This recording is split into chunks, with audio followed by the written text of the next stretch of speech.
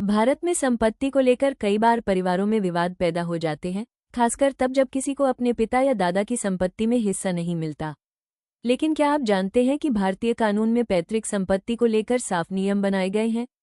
अगर संपत्ति पैतृक है तो बेटा बेटी दोनों को बराबर का अधिकार होता है।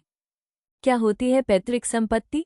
पैतृक संपत्ति वो होती है जिसे व्यक्ति ने खुद नहीं कमाया हो, बल्कि उसे पूर्वजों से विरासत में मिला हो। आमतौर पर यह संपत्ति 4 पीढ़ियों तक बिना बंटवारे के चलती है, जैसे परदादा से दादा, फिर पिता और फिर आप तक। अगर इस संपत्ति में अब तक कोई कानूनी बंटवारा नहीं हुआ है तो ये पैतृक मानी जाती है और इसमें सभी उत्तराधिकारियों का बराबर हक होता है। बेटा और बेटी दोनों का समान अधिकार। हिंदू उत्तराधिकार अधिनियम 1956 में वर्ष 2005 में हुए संशोधन के बाद बेटियों को भी बेटों के बराबर हक मिला है। चाहे बेटी की शादी हो चुकी हो या नहीं, या पिता जीवित हो या नहीं, बेटी को पैतृक संपत्ति में पूरा हिस्सा मिलना चाहिए। अगर उसे जानबूझकर संपत्ति से वंचित किया गया है तो वो कोर्ट में दावा ठोक सकती है। कब नहीं मिलता हिस्सा? कुछ मामलों में उत्तराधिकारी को हक नहीं मिलता। अगर संपत्ति पिता की खुद की कमाई हुई हो, सेल्फ एक्वायर्ड प्रॉपर्टी, तो वो उसे अपनी मर्जी से किसी को भी दे सकते हैं।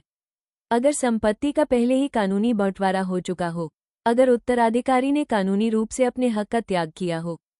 इसलिए सबसे पहले ये समझना जरूरी है कि संपत्ति पैतृक है या नहीं। वसीयत का क्या असर होता है? अगर वसीयत विल लिखी गई है और वो संपत्ति पैतृक है तो वसीयत का असर सिर्फ लिखने वाले के हिस्से तक ही सीमित होता है, बाकी हिस्सेदारों का हक बना रहता है। अगर वसीयत को लेकर विवाद है तो कोर्ट उसकी जांच करता है और जरूरत पड़ी तो निष्पक्ष बंटवारे का आदेश भी दे सकता है। कानूनी कार्रवाई कैसे करें? अगर आपको लगता है कि आपके साथ अन्याय हुआ है, सबसे पहले परिवार से बातचीत कर समाधान निकालें।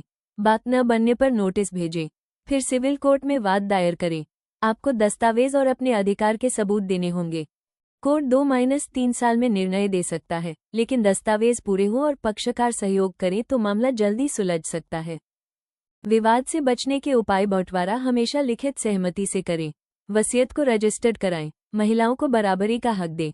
दस्तावेज पारदर्शी रखें और फर्जीवाड़ा न हो। समझदारी और पारदर्शिता ही पारिवारिक संपत्ति विवादों से बचने का सबसे बेहतर तरीका है।